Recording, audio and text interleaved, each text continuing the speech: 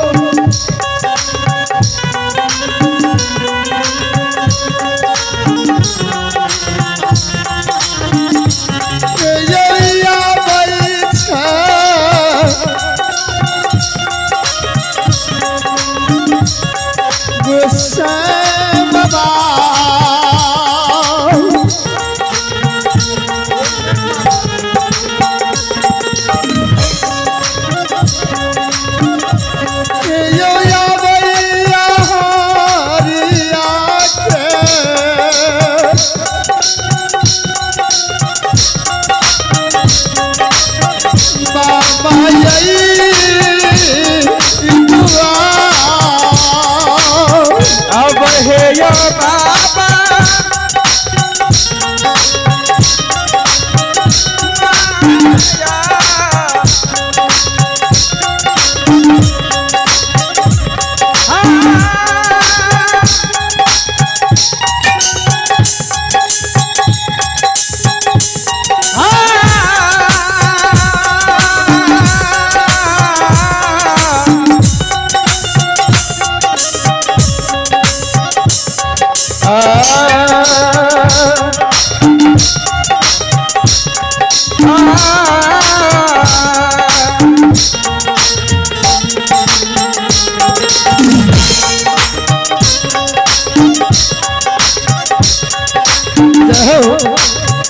बाबा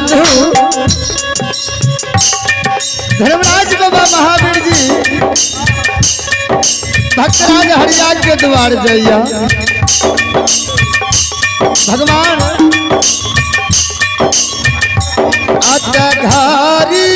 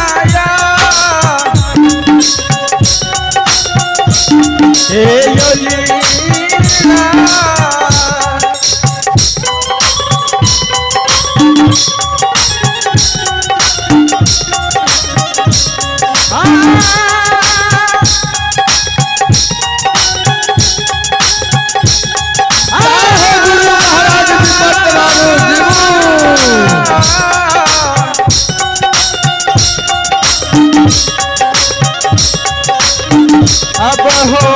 बाबा धारी जिया हो लाल मास्टर निर्मल बाबू ए यो छान पा आओ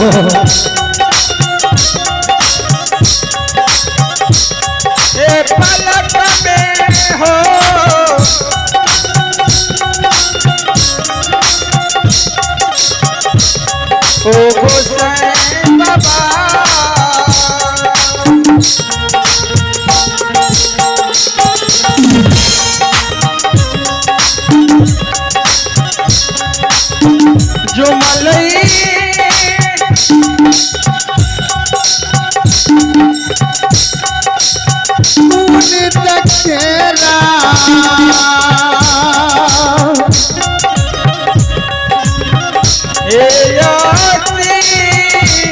हो सीमा श्रोता बंधु भगवान अंतर्यामी गोसाई पुनित के सीमान पखार होइया धर्मराज बाबा ठाकुर जी पुनीत सीमान पर भगवान खार होई भगवान चौदी से नजर खिरावैया भगवान के नजर भगवान के नजर गाय के धोरे पर पड़ जाइया भगवान गाय के धोरई के इशारा दे हो बाबू गाय के धोरे रही हो सरकार भगवान के बारी सुन गाय के धोरे दरबर मार भगवान के लग में खाड़ हो गाय के धोरे कहे बाबा कौन कारण हमरा या पुनित के सीमान पर अहाँ बोले लिया भगवान कहे बाबू हो बाबू ई बताब कहाँ के तू गेबार छ कहाँ के तोर गाछिया कल के मुसाफिर बाबा पुनीत नगर के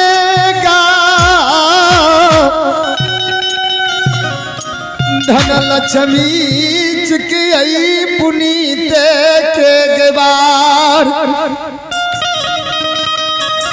कल के बाबू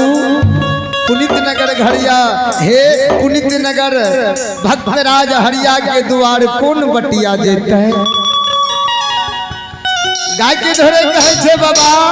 हे यहाँ रंग रूप से लागे छिए गोखला के भगवान रहे बारो बन छती सखंड पुनीत नगर में बसई केकर नाम अहाँ नहीं ले छिए छोट जात भक्तराज हरिया के नाम ले छिए भगवान कहे हो बाबू गाय के धोरे हे हरिया हमर पूर्विला के जजमान छिए कौन बटिया भक्तराज हरिया के द्वार जेते गाय के धोरे कहे बाबा मुसाफिर बाबा हो हे यो या यो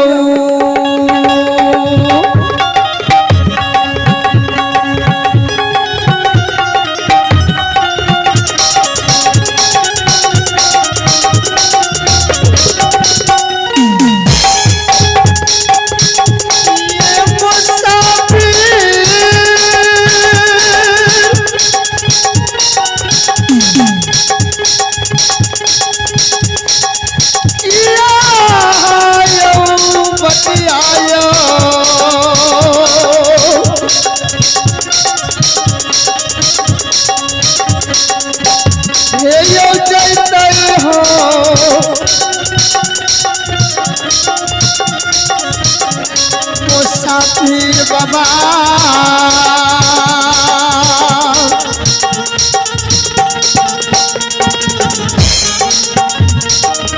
हे यो जैते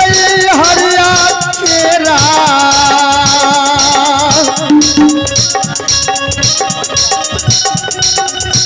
हे यो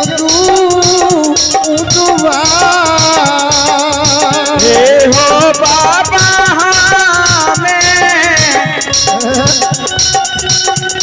आओ जइबई हो